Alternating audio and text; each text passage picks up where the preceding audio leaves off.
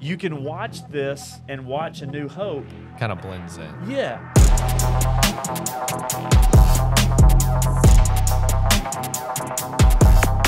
And welcome to the Sundowners Club. I'm your host, Sean, and we're going to be talking about Andor today, episode 10, One Way Out. If you like what you see today and like what you hear, please leave a comment below, hit the like button, and most importantly, hit subscribe so that we can grow our content.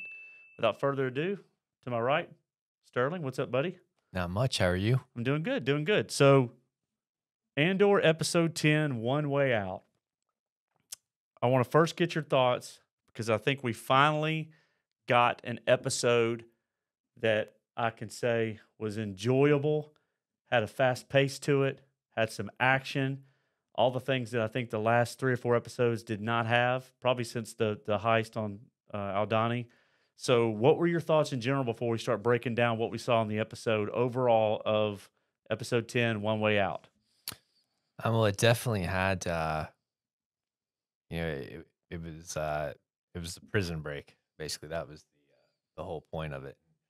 I think we talked earlier that, you could, it was great to have some build up to make that whole episode mean something, and there's other episodes that just kind of showed them in the prison doing the same things over and over again.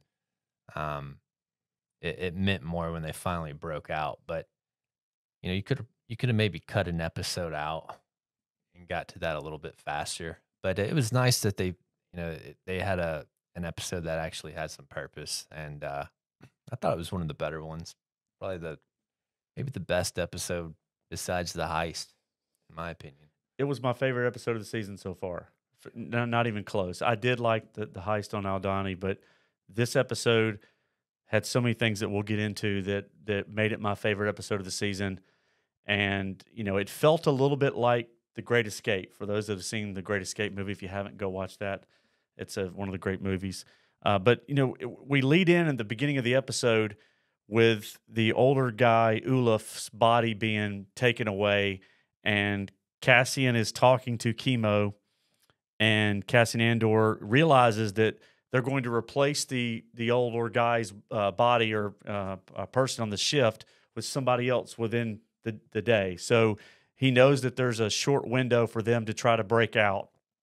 And so he's talking to Chemo about that opening, and he's trying to convince Chemo that, look, now is the time. We don't know what's going to happen in the next day or two. We may not even have a chance to break out of here once they get wind of what's happened, and they're paranoid about what's going on. So he sees the urgency of the time is now, and you kind of get a sense based on Chemo's reaction that he's nervous about it. He's not sure, can we even get out of here, right? And so Andor is really pushing hard on him that, look, we've got to do this. You've got to be the lead on this, and the time is now. And so they want to overtake the guards and get out of the facility on Narkina 5. And when he makes a line to Chemo talking about the Empire and the lack of guards versus what could be coming, and I thought it was a great line when he says, "Power doesn't panic," and to Chemo, and I thought that was a pretty cool turn there. But they go back to their open cells, right, with what would you call the hot floor. Yeah. And they, obviously you touch it, you're dead. Yeah, you're dead, you're fried. And Chemo, it's important for it to come from Chemo because the other prisoners, he's their leader. And so he tells the other prisoners, look, we're not getting out of here alive. And he tells them everything they've learned and that they need to put this plan together quickly and they need to act. And the time is now as they go to their shifts. And so we start to see that builds, and it's kind of like a quick plan for escape. And how did you like the first, I call it the first 10 minutes of the show, when basically they're setting the stage for the time is now? You feel like a sense of urgency in the scenes, like we've got to do this now. Mm-hmm. The looks on their faces, the urgency and the emotion. Cassian's emotional, Chemo's emotional. The prisoners are nervous, so when they come back, they're asking, "Where's Ulaf, the older gentleman who died?" And so everybody has a sense of heightened alert. And how did you feel about how that all played out, kind of leading up to it? You feel like something's coming, right? It's a build up. Yeah, on a couple episodes earlier, there's this scene where one of the guards comes down on the elevator and he's talking to another one of the prisoners, kind of going over their process. Right. So you knew that he was forming a plan way back then, a few episodes ago. So he was just kind of enacting that plan that he had been thinking about since he had gotten there. And so yeah, I mean he was the whole time he was there. It's like he couldn't believe that he was there, and he wasn't going to accept that he was in prison. You know, so he wanted to get out. He had a plan for it the day he got there and enacted it. So Yeah, it was a little bits and pieces that built up over the last few episodes. Moments of like when he pulls the panel off and he's got the pipe. Those things kind of came back into play yeah, as he was already ready to go to try to create a flood and get the water flowing. yeah, that was one thing where it was kind of. I mean, how would he have known like where those pipes go? And I don't know. Suspension of disbelief, That was man. kind of Like, convenient there, but well, so listen, we don't know. Cassian may have been some sort of galactic plumber, and maybe before the I series guess Andor started. So he knew that it was going to leak and that's what was going to happen. I don't know, but they get into the shift, and they have everybody on board. So there's an urgency, and so he starts cracking the pipes, and they have a new prisoner coming in. So you know that the moment is now, and then as they're working on the break, it shifts, and there's a now we see Mon Mothma, and we finally met Davos Skulden mm, on Coruscant, and her friend that she grew up with, Tay Kolma, from the planet that they're from, Chandrilla, shows up with Davo, and it had a Game of Thrones vibe to it. This guy comes in, and he's looking for some sort of deal, and it certainly reminded me of Game of Thrones, where she's needing money to be hidden, and of course he goes straight to he offers his son for yeah, right, marriage. right. It's a let's see if we can hook my son up with your daughter Oh, for an arranged marriage situation. And it definitely had a Game of Thronesy feel to it. And so Davo, the actor, I think it was Richard Delane playing Davo. I thought he did a good job of portraying this guy that keeps his cards a little bit close to the vest. Even though he tells her that's what he wants. But I thought it was cool too, kind of an homage to the Republic when he says the last time I was here was like 30 years ago. So he has a little bit of a history of being on Coruscant in the waning days of the Republic. So I thought that was a little bit of a cool comment there in that conversation. But yeah, so it's a tense scene between the two, and Mon Mothma is not, she's not mincing words. I'm not considering this, and then he says, "That's the first untrue thing you've said, since I've been here." So, that she's got a tough choice to make, right? She's right. got, and he said, it's just an introduction, which it's not going to be an introduction. It's going to be, an engagement between the two teenagers. So, I thought that was a cool scene. He tells her, a drop of discomfort may be the price of doing business. I mean, definitely, yeah, scumbaggery, right? So, Yeah. that was a cool moment. And so we leave that scene, and then it cuts back to the prison, and now Chemo and Andor have taken the control room. And one of the things I do like about, even though we've talked before about Tony Gilroy, the showrunner of Andor, who also came in and basically saved Rogue One, the movie, when it was done. In the control room, you see the screens, and they all look like A New Hope or prior to New Hope in terms of the Technology. tech, right? Yeah.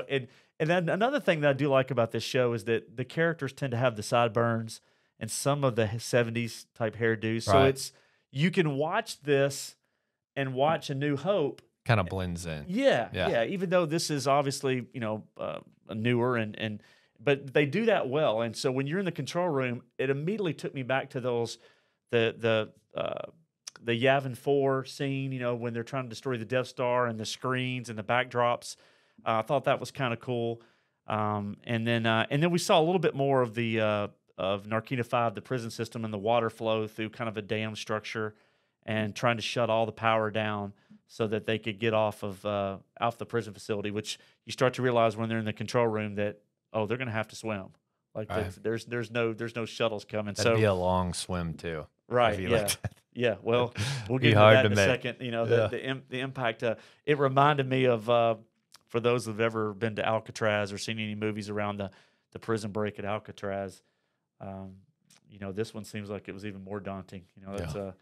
a longer swim to make. But I thought it was cool how they set up the prison break, and we finally started having action scenes where, you know, guys were shooting at each other, and I thought that was very well done. The tense nature of it wasn't just one person. You know, people were grabbing guns and people were getting shot and killed, which in Star Wars, you know, tends to be a lot of people shooting and missing each other, but that didn't happen in this scene. People on both sides were going down, were dropping, which is what really would have happened. They're actually hitting each other. Actually hitting each other, and when they get hit, they were dying. So I thought that was well done.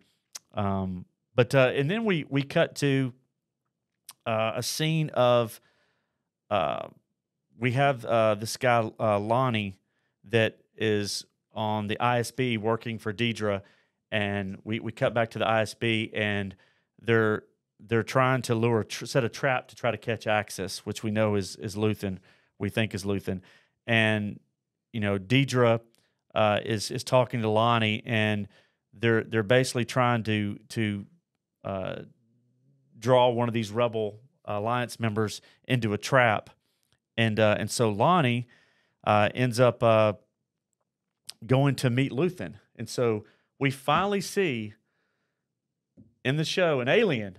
So Yeah. Lonnie takes Saw a couple. an elevator goes down in the bowels of Coruscant, and I literally looked at the timestamp on it and was like, "Is that 11 minutes?" And you know, we finally saw one of our first few aliens in the bowels of Coruscant, and so Lonnie goes to meet this this character that obviously ends up being Luthen, and so you know he tells Luthen that Deidre, he gives Deidre's name and says, "Look, she's digging into Axis, she's digging into what happened on Ferrix, and she's making the link, and you know, to the rebellion, and you know, and he's telling him about the trap that's being laid, and Luthen basically says, you know, there's 50 people that are part of this next mission that's going to be going on, and Luthen is willing to, you know, sacrifice those 50 individuals to keep Lonnie inside the ISB. The price for what is the larger victory potentially in the rebellion, and Lonnie doesn't understand the thought behind that and the sacrifice. And Lonnie, you know, mentions that obviously he knows that Luthen knows that he has a child, a daughter, and so he feels like that Luthen is threatening, so to speak. Well, first of all, backing up, when Lonnie goes down to meet Luthen, what was your take on that scene? Did anything jump out at you as you saw, you know, the bowels of Coruscant and Lonnie going to spy, going to meet Luthen? You mean like once he sees Luthen? Like what? Yeah. Any takeaways from, you know, did you learn anything more about Luthen? No, but I'm wondering if like we kind of talked about, maybe he's more than what he seems. I don't know. Maybe he's like it'd be awesome if he was a Sith Lord or something like that. I don't know. Or had or like someone that some is kind of force that powers. has some sort of force abilities Yeah. that started the rebellion. When we talk about things that this show needs that would really get people involved and get people interested, that's the kind of stuff it needs. It needs characters that can carry on shows apart from this, and tie-ins to characters that people care about. And a lot of the criticism of Star Wars has been it's harder for them to create characters that, especially in these past few years since the new trilogy, create characters that people really care about.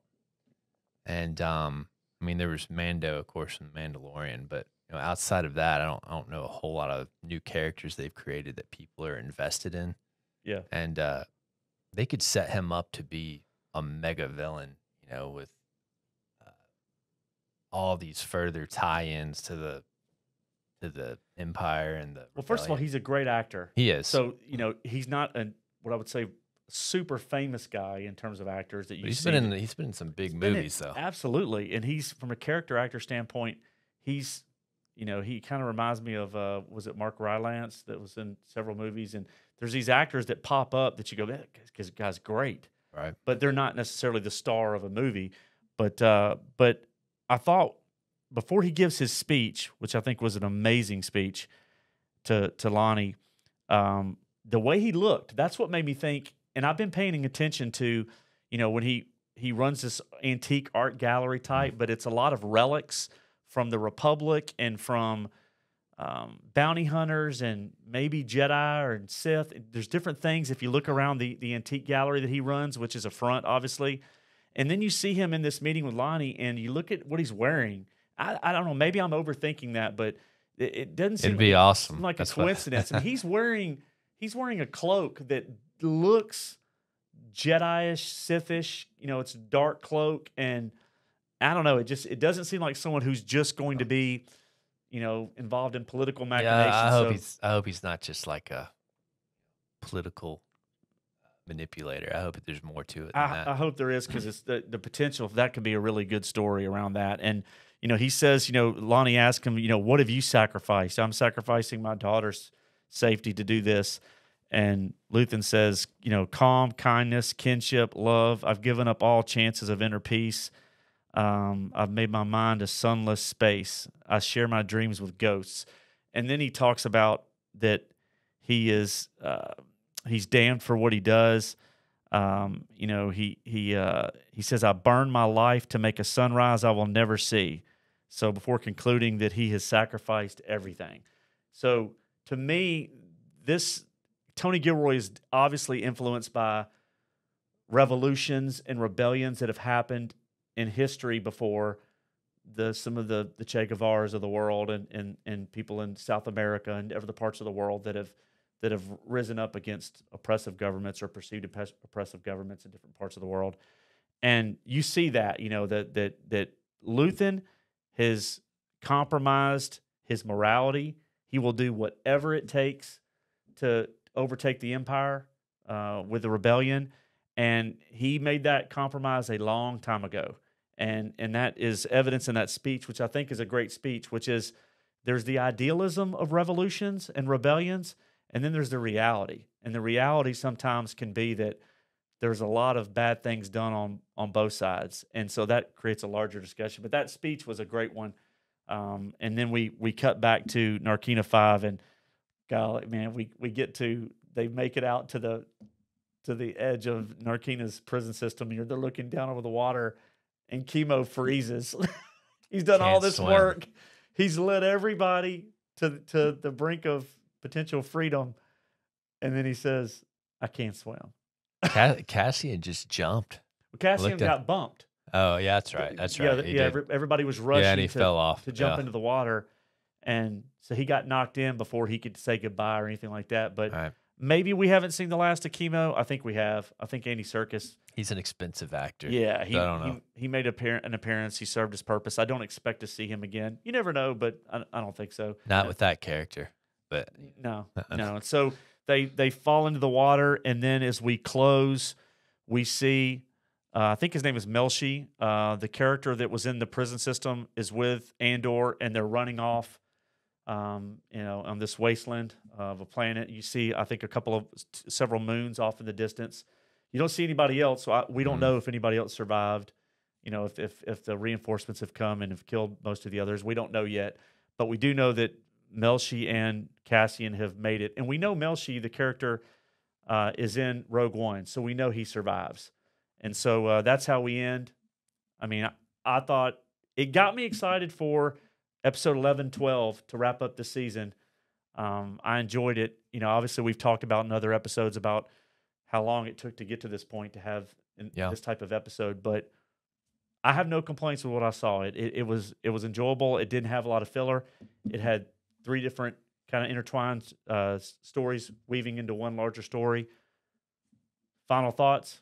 Yeah, it was better. I mean, if they do things right, it could make the whole show worth it, but you just got to see, I think what they do with Luthen and how that all plays out will have a big impact on how relevant this whole series is. But if it's just a prequel to show you what happened to Cassian Andor and like what he did up to his point, then it's not going to be anything that anyone remembers. Yeah, we've got 14 episodes left. We've got 2 this season, and then we've got 12 for season 2, and that's it. So hopefully they've laid the groundwork now with this episode building towards what is coming. All right. And there are a few things, areas, places where they could go that are really exciting. Then they may not go that direction. Right. So it's going to be very interesting to see who's involved with season 2, where they go with it as it leads into the events of Rogue One. We'll be here to cover it. So we thank you for joining. Remember, if you like what you saw today, hit the like button, leave a comment, and most importantly, subscribe so that we can grow the channel. And TCB.